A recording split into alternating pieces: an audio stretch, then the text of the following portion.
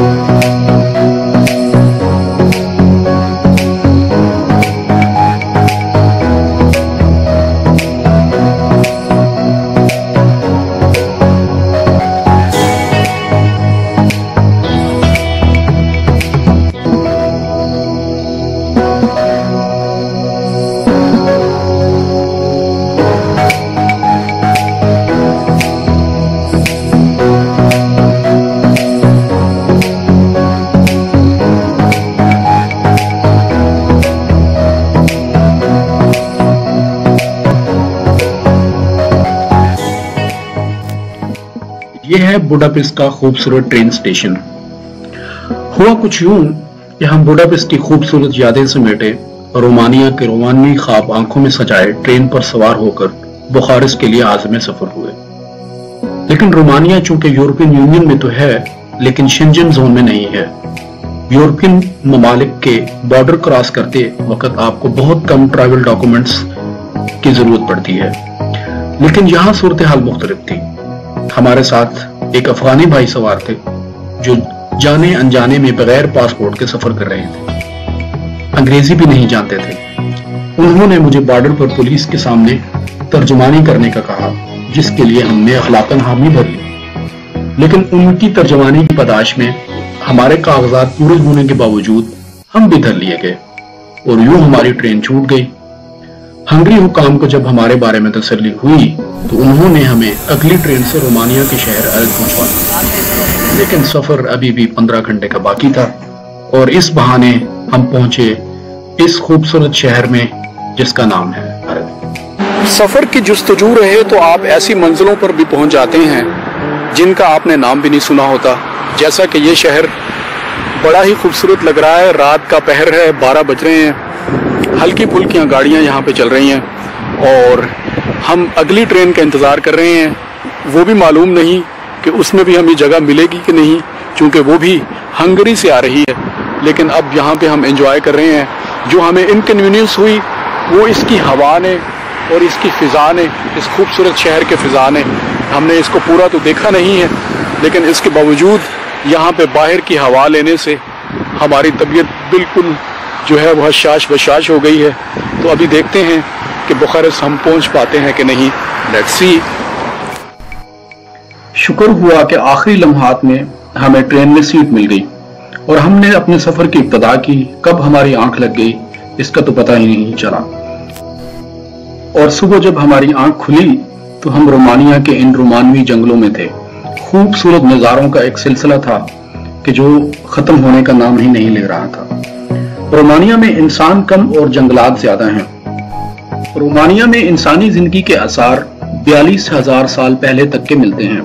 दुनिया में सबसे पहले जबान को लिखने का रुझान भी सबसे पहले रोमानिया में पाया गया। 8वीं सदी में हंगरी ने इसे में कब्जे में ले लिया था। 16वीं सदी में उस्मानी सल्तनत ने रोमानिया के कुछ हिस्से पर कब्जा कर लिया, जिसको वेलाचिया कहा जाता था।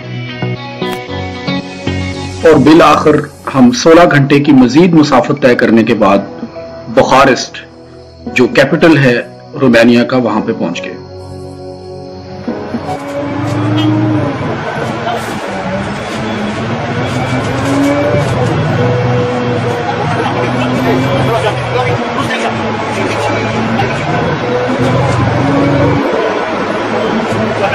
शहर के बीचों बीच हम अपने दोस्तों के साथ बैठे हैं। पीछे नेचर है और इन दोस्तों की मौजूदगी में पीछे फव्वारे बिल्कुल आपको नज़र आ रहे हैं, पानी ही पानी है। बड़ा ही खूबसूरत नज़ारा है हर तरफ और हम यहाँ पे बैठे हुए हैं बिल्कुल in the middle of the city. इतने बड़े फव्वारे तो खैर मैंने पहले नहीं कभी देखे, इतने ज़्यादा हैं पूरे शहर में। और इन दोस्तों की मौजूदगी में यहाँ ठंडक का एहसास हो रहा है। और ये कोई मंदिर का घंटा नहीं बल्कि ये एक चर्च का बड़ा सा घंटा है। ये बजता है कि नहीं बजता, लेकिन हम इसको हिला के ज़रूर देख रहे हैं कि बच जाए, लेकिन मेरा ख्याल है कि ये अब बस सिंबल ही रह गया है। लेकिन मैं अभी एक चर्च के सामने खड़ा हुआ, बुखारेस्ट के बिल्कुल मिड के अंदर ये एक चर्च है। लेकिन एक बात यह है कि जो रोमानिया जो इटसेल्फ जो नेम है रोमानिया, तो ये ही बड़ा रिलीजियस नेम है। इसका मतलब होता है कि द सिटीजन्स ऑफ रोम, कि रोम के साथ जो इनकी एफिलिएशन है उसको शो करने के लिए इसका नाम ही रोमानिया है। और जो यहाँ पे मैंने एक चीज़ जो ऑब्ज़र्व की है वो ये है कि यहाँ के लोग रिलीजियस बहुत हैं।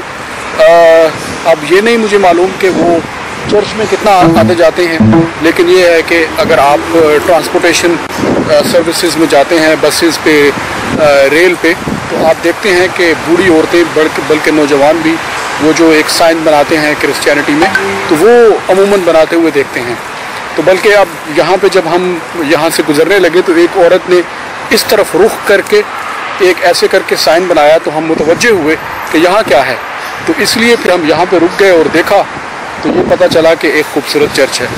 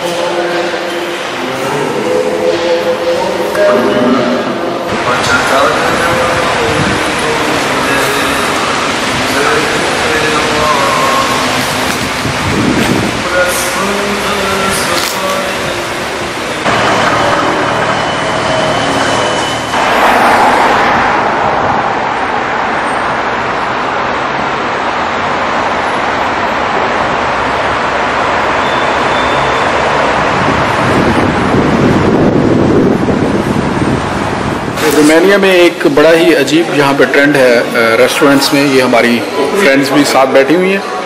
हाय हाय हाय ये भी साथ बैठी हुई हैं। तो यहाँ पे ट्रेंड ये है कि आप यहाँ पे कुछ खा रहे हैं तो नीचे गिरा देते हैं।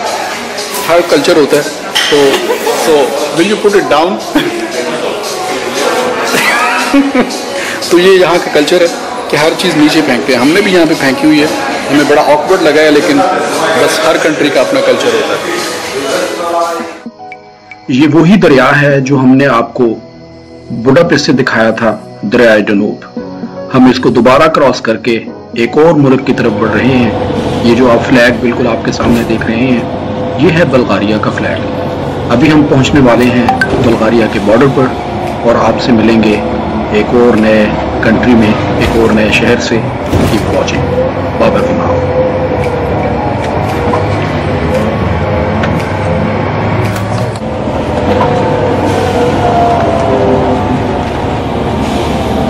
ब्राहे करम TV4U को लाइक, शेयर, सब्सक्राइब कीजिएगा।